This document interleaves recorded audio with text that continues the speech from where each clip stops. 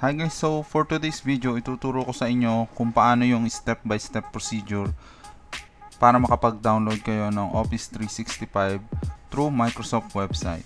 So first thing to do, punta ka lang sa Chrome or any browser that you prepare.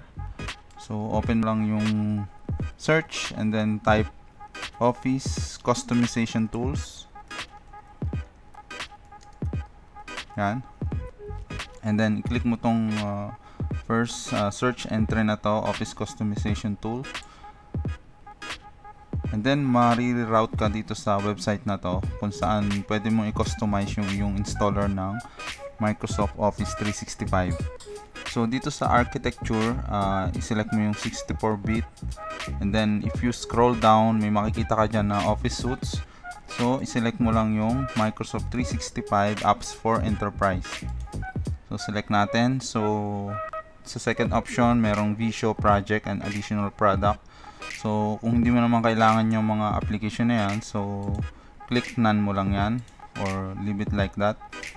And then dito sa update channel, so all default lang naman yan. Under sa apps, may makikita ka ditong list ng mga apps. So pwede mo siyang i-turn on lahat or pwede ka lang mag-select kung ano yung gusto mong application. So like for my case, kailangan ko lang yung Access and then Word, Excel, and PowerPoint. So i-turn off ko na yung iba. But depende pa rin sa'yo kung gusto mo siyang i-turn on and gusto mong ma-install sa yung laptop or PC. So i-turn on mo lang yung mga apps na yan. And then scroll down, click mo lang yung next. And then select language. So of course piliin mo yung English United States. And then click next. And then all default ulit, next ulit. And then itong option na to, upgrade option, i-turn off mo lang to. So and then scroll down and then click next. And then this will be all default. Click next again. Scroll down and next ulit. Scroll down until makita mo yung option na finish. So finish na yung customization ng iyong installer ng Microsoft Office 365. So next mong gagawin, click mo yung export. And then click the second option, Office Open XML formats. Then click OK. Accept the agreement and then click export. So sa file name, i-keep mo lang siya as configuration. And then click export. And then makikita mo mapupunta siya dun sa download folder mo. So if open mo yan, andito siya. So ito na yung configuration.xml. So on next option mo naman, so minimize mo lang yan. Open ka ng another browser and then type mo dyan deployment tool naman.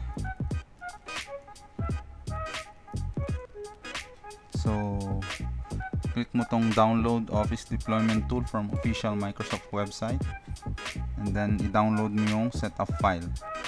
So click download, then mapupunta siya sa yung download folder, i-open mo lang siya. So ito na siya. So basically ito yung dalawang file na kailangan mo para makapag-install ka ng Microsoft Office 365. So ang gagawin mo next, right click mo tong Office deployment tool and then click run as administrator. And then click yes. And then accept the agreement, then click continue. And then dito sa browse for folder, so nagtatanong siya kung saan mo siya i-extract yung set of file. So ang gagawin mo, scroll down mo siya, punta ka dito sa may this PC, and then click mo yung C drive mo. So under C drive, kailangan mo mag-create ng isang folder. So click mo tong make new folder. And then let's say name it as Office 365. And then click OK. So meron dyan message, files extracted successfully. Click OK. And then you go to that C drive and then find that Office 365. So ito yon. So nandito na yung mga na-extract na file. And then remember, meron kang na-download na configuration file or meron kang customize na configuration file. So balik ka dun sa downloads and then copy mo tong configuration.xml, right click, copy, and then go back ka dun sa C drive and then Office 365, paste mo dito sa iyong folder na na-create. So paste lang natin yan. And then pwede natin itong i-delete itong isa, yung Office 365 x64 XML. So delete natin yan kasi ito na yung na-customize natin, ito yung gagamitin natin. So ang gagawin mo dyan, kung dapat eksaktong configuration.xml, so ang nakalagay dito, meron siyang number 1, so i-rename ko siya as .xml lang. So dapat eksaktong ganyan dapat ang kailangan mo. So after that, so ang next step na gagawin mo, punta ka sa search and type mo dyan cmd or command and then run as administrator. Click yes mo lang. And then type mo dito cd tapos c colon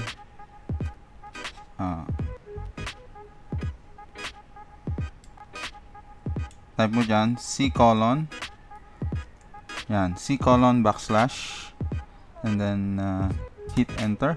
So nasa C drive ka na and then type mo ulit dyan cd then Office 365. So yan yung name na inilagay natin under C drive. So Office 365, click enter. So andito na tayo sa loob ng Office 365. So ang gagawin natin, magraran tayo ng isang script para ma-install yung Microsoft Office 365. So ito yung script. So setup.exe, then type mo yung configuration.xml. So ito yung kinostomize nating installer para sa ating Office 365. And then /configure.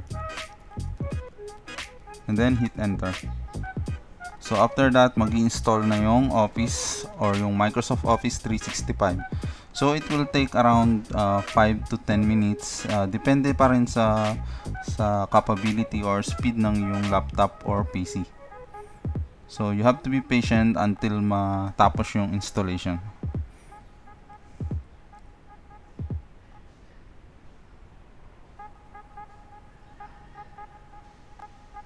So yan guys, almost finished na yung installation and then yeah, that's it. So you're all set ang nakalagay and then tapos na yung installation. Click mo lang yung close na button and then pwede mo na siyang i-minimize. So punta ka lang dito sa search and then open ka lang ng any application na or any Office application na gusto mong i-open. So like Excel. So yan yung mga steps na dapat mong gawin para makapag-install ka ng offline 365 or offline Microsoft 365 application like Word, PowerPoint, or Excel. So I hope na nagustuhan mo yung video natin for today and I will see you on my next video. Salamat sa panonood.